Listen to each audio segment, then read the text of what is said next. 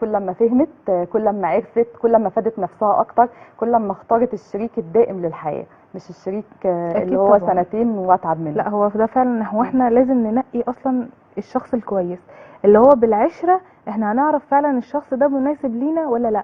وبرضك لازم نختار الاهل، لان احنا دي اهم بنناسب حاجه. عيلة مش بنناسب شخص. صح. صح. صح. طيب الغيرة بقى نعمل فيها ايه؟ يعني انا بشوف ان الغيرة مثلا انا مش ما ينفعش ادي رأيي، فانا هشوف من ناحية الشخص الاخر. بلاش هتكلم وجهة عن نظر الشخص انا. الآخر. انا بشوف ان الشخصية اللي قدامي دايما بتبقى يعني بتغير من اي حاجة. يعني مثلا لو انا وقعت في حالة ارتباط او ارتبطت او حاجة، دايما غيران من اي حاجة. يعني الفيسبوك ليه ضايف بنات، ايوه. ليه اي يكلم بنات حاجه فيها غيري؟ بنات اللي هو امحيها من على وجه الارض، رغم ان انا مثلا ممكن اكون مضطر اتعامل مع الناس دي. مش حته ان انا مثلا صحوبيه او حاجه. لا ملناش دعوه، ما تكلمش بنات غيري. غيرك اه. اللي هو طيب ماشي. طب انا هسالك سؤال برضو، اسال. يعني استني عليا شويه، اديني ماشي فرصه بره. اتفضل.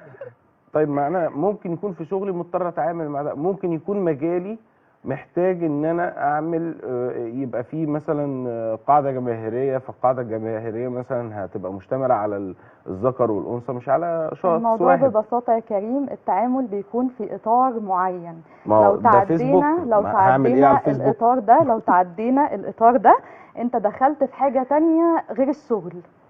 اه. طريقه التعامل لما هي تلاقي ان في حد بيتعدى حدوده مع الطرف التاني، لا اذا هي حقها جدا انها تغير وتسود عيشته كمان. اه طبعا. صح.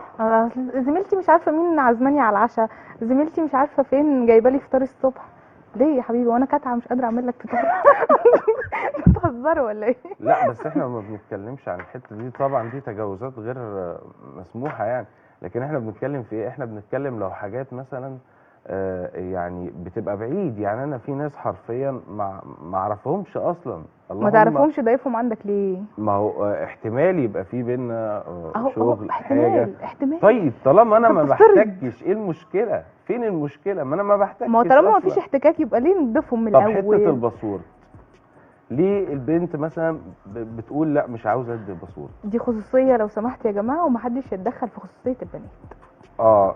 ايوه، يبقى احنا لان في كلام ما بين البنات وبعضها انت ما ينفعش تقراه. لكن انا اشوف انت بتكلم مين عادي. تمام. يبقى طبعا حفظ الخصوصيه واجب